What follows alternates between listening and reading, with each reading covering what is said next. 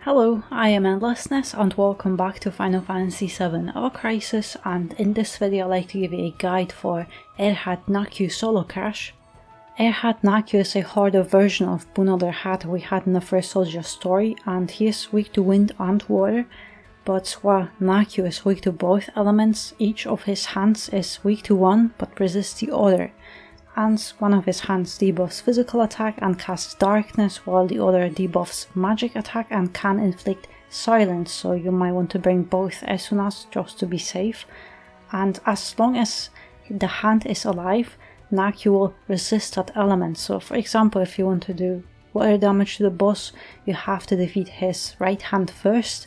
And if you defeat both hands, N'akiu will become temporarily stunned, and in that short period of time he will be a lot more vulnerable to wind and water. But after he recovers, he will spawn his hands again. But the boss is immune to all debuffs and statuses, and he will keep buffing his magic attack, so you need to nullify those buffs, because while +2 attack buff is still somewhat manageable, you'll likely not be able to survive his charge attack with +4 attack buff, and only Matt and N'akiu can nullify those buffs with their third limit break. Also, N'akiu hits incredibly hard, so you will need not only high potency magic defense buffs, but also very high MDef stat as well. And lastly, Rhad N'akiu has sigil phases, and you will need a diamond and circle sigil if you want to stagger him.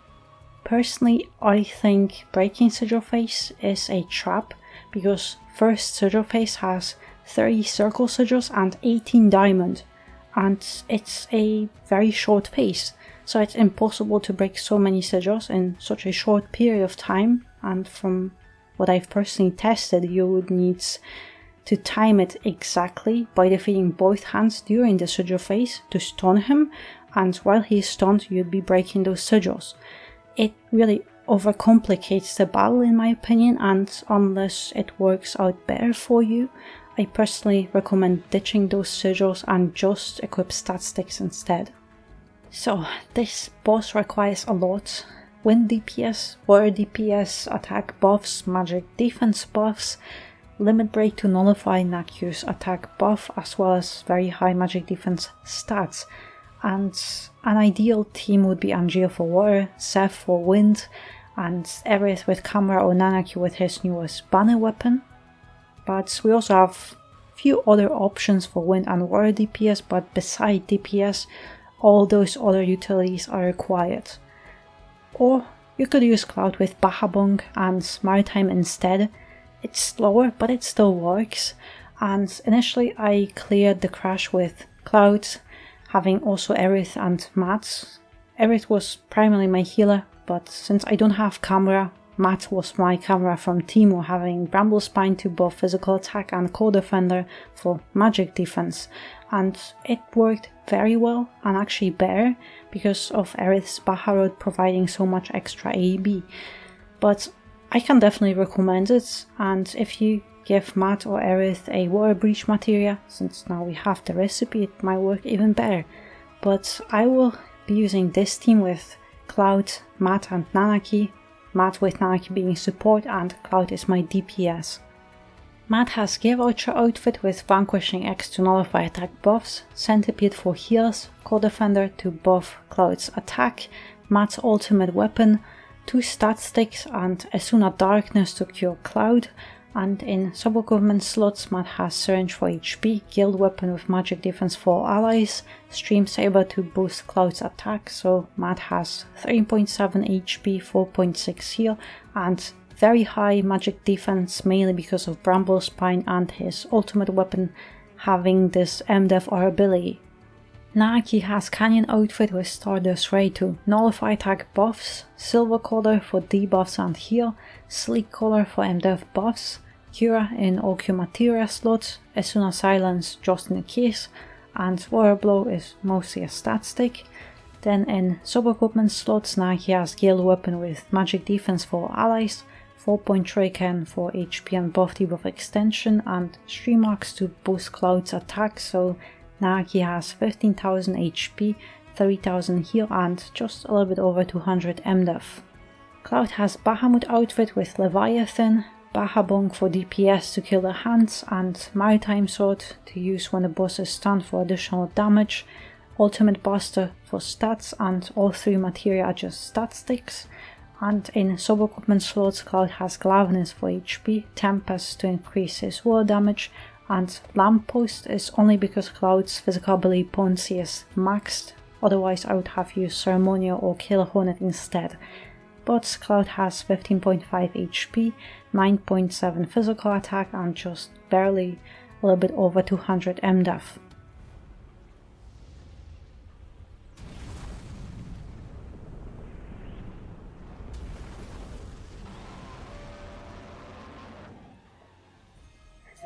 First, buff Cloud's physical attack immediately, and I also want to target his right hand with War instead of attacking all enemies, but also keep buffing your magic defense and keep healing, because while the boss is charging his attack, he also keeps debuffing you.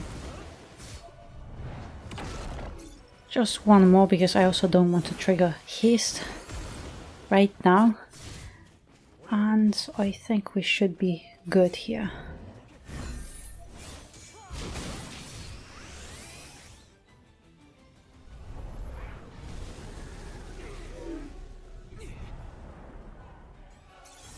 Alright, you can double heal, but also the boss with that attack he debuffs your magic defense, so I can recommend do both. But also pay attention to Cloud's physical attack, because those hands they debuff it, so ideally you want to keep Cloud buffed for that additional damage. Just a little bit more.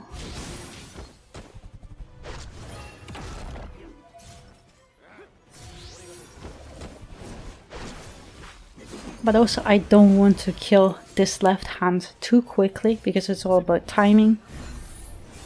And here comes the sigil phase, and if you want, you can kill both hands during the sigil phase and the boss will become stunned, so you could break the sigils or do some DPS on him. It's up to you, but I prefer to just ignore it and kill the hand a little bit later. So just remember on this, keep buffing your magic defense so everyone has this high potency buff, and just try to survive. Just a little bit more.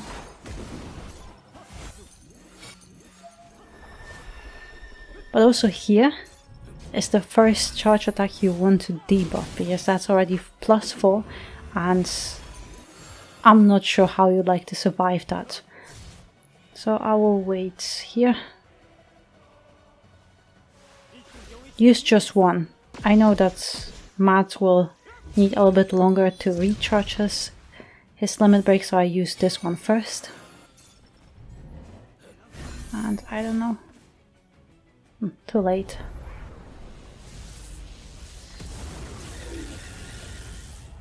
And that's fine, just recover again.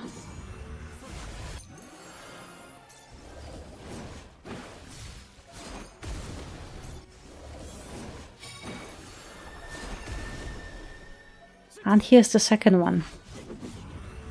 On every charge attack he's buffing his magic attack, so it is quite complicated.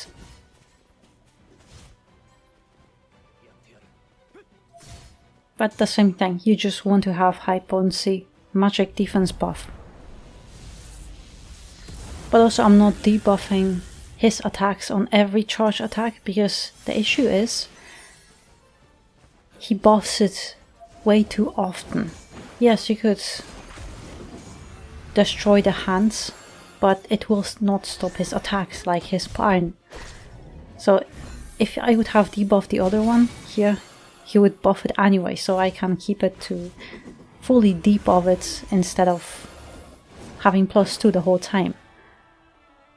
But here double limit break because he became vulnerable. You have, at some point you have to choose when you want to destroy the other hand, but at least you have some control over it, at least for this first half of the battle. So here, just try to do as much DPS as you can. So if you're using N'akiu debuff, that's water resistance, and use this time to inflict as much damage as you can on the boss.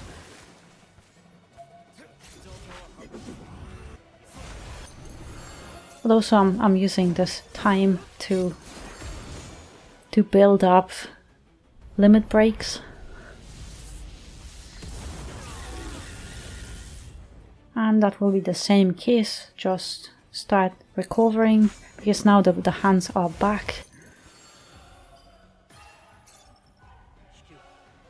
And this time I am not attacking any of the hands, just doing AoE DPS to get rid of those hands, to prepare them. Because now the boss will do a series of physical attacks, which is no issue. But after this there will be another sigil phase, and ideally you want to have those hands prepared to break them during that sigil phase, because if the boss attacks you, you will most likely die. At least I would always die. So that's fine if you have a moment buff Cloud's physical attack, because that will increase that DPS and raise your chances of timing it perfectly.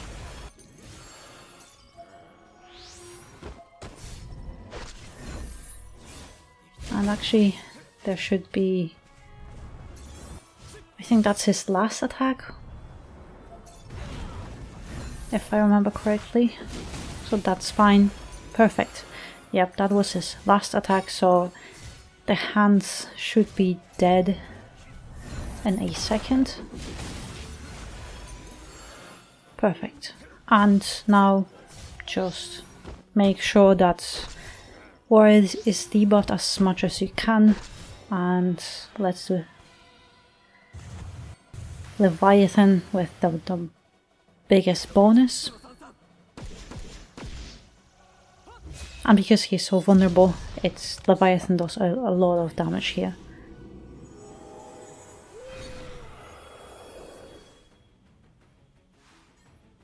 And now that should be pretty much guaranteed to finish him off. Yeah, that should be the last hit, because during this phase and also with additional warrior debuff, he takes a lot more damage than normally.